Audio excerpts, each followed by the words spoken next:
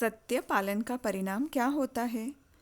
पातंजल योग सूत्राणि साधनपाद 36वां सूत्र। सत्य प्रतिष्ठायां क्रियाफलाश्रयत्वम्।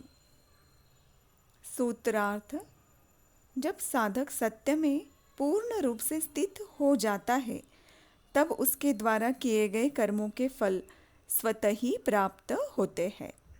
भावार्थ: जब साधक का जीवन, विचार, वाणी और आचरण सब में सत्य की दृढ़ स्थापना हो जाती है तब वह जो कुछ करता है उसका परिणाम स्वाभाविक रूप से सिद्ध होने लगता है।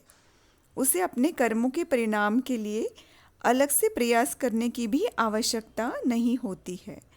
जब कोई व्यक्ति सत्य के पालन में स्थिर हो जाता है तो वो शक्ति उसकी वाणी में से बहने लगती है। फिर वो जो कुछ बोलता है वह घटित होने लगता है, क्योंकि ऐसा व्यक्ति केवल वही बोलता है जो सत्य है, तो जो घटित होने वाला है। तो इस में साधक को वाचा सिद्धि प्राप्त हो जाती है। सत्य के आचरण से साधक का मन और कर्म दोनों शुद्ध होते हैं। जब वह अंतिम सत्य ब्रह्म में प्रतिष्ठित हो जाता है तब उसे सत्य का प्रत्यक्ष अनुभव हो जाता है। इस अवस्था में तो वह कर्मफल की अपेक्षा से भी मुक्त हो जाता है, क्योंकि सब कर्मफल स्वतः ही उसके आश्रय में आने लगते हैं। तो जो सत्य का पालन करता है वह जो सोचता है वही बोलता है, और धीरे धीरे जो बोलता है वह बिना प्रयास के घटित होने लगता है।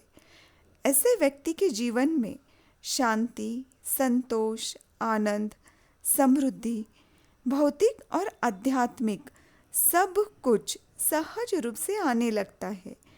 यही सत्य पालन का प्रभाव है। अभी उसके भीतर के सभी द्वंद्व भी समाप्त हो जाते हैं और वह अंतर्मन की गहरी शांति व आनंद का अनुभव करता है।